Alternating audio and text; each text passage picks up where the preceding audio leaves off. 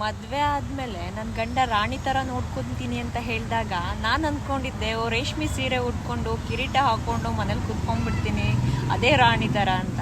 ನಿಜವಾಗ್ಲೂ ಹೆಂಡತಿ ಯಾವಾಗ ರಾಣಿ ಥರ ಇರ್ತಾಳೆ ಅಂತ ಅಂದರೆ, ಮದುವೆ ಆದಮೇಲೆ ತನ್ನ ಗಂಡ ಯಾರು ಏನೇ ಅಂದ್ರೂ ಅವ್ರ ಮನೆಯಲ್ಲಿ ಅವಳಿಗೆ ಬರಲ್ಲ, ಅದು ಮಾಡೋಕ್ಕೆ ಬರಲ್ಲ, ಇದು ಮಾಡೋಕ್ಕೆ ಬರಲ್ಲ, ಹಾಗಿರ್ತಾಳೆ ಹೀಗಿರ್ತಾಳೆ ಅಂತ ಏನೇ ಹೇಳಿದ್ರೂ ಪ್ರತಿಯೊಂದರಲ್ಲೂ ಸಪೋರ್ಟ್ ಮಾಡಿ ಪ್ರತಿ ಸಾರಿನೂ ಅವಳಿಗೆ ಬರುತ್ತೆ, ಅವಳು ನಿಧಾನಕ್ಕೆ ಮಾಡ್ಕೋತಾಳೆ, ಕಲ್ತ್ಕೋತಾಳೆ ಅಂತ ಹೇಳಿ ಸಮಾಧಾನವಾಗಿ ನಮ್ಮ ಹಿಂದೆ ನಿಂತ್ಕೊಂಡು ನಮಗೆ ಸಪೋರ್ಟ್ ಮಾಡ್ತಾರಲ್ಲ, ಆವಾಗ ನಾವು ನಿಜವಾದ ರಾಣಿ ಆಗ್ತೀವಿ, ರಾಣಿ ಥರನೇ ಇರ್ತೀವಿ. ಗಂಡನ ಸಪೋರ್ಟ್ ತುಂಬಾ ಇಂಪಾರ್ಟೆಂಟ್. ರಾಣಿ ಆಗಬೇಕು ಅಂತ ಅಂದರೆ ರೇಷ್ಮೆ ಸೀರೆ ಉಟ್ಕೊಂಡು ಕಿರೀಟ ಹಾಕ್ಕೊಂಡು ಮನೇಲಿ ಕುತ್ಕೊಳ್ಳೋದು ಅಂತ ನಿಜವಾಗ್ಲೂ ಅಂದ್ಕೊಂಡಿದ್ದೆ. ನಿಜ ಅದಲ್ಲ, ಇದು ರಾಣಿ ಅಂತ ಅಂದರೆ.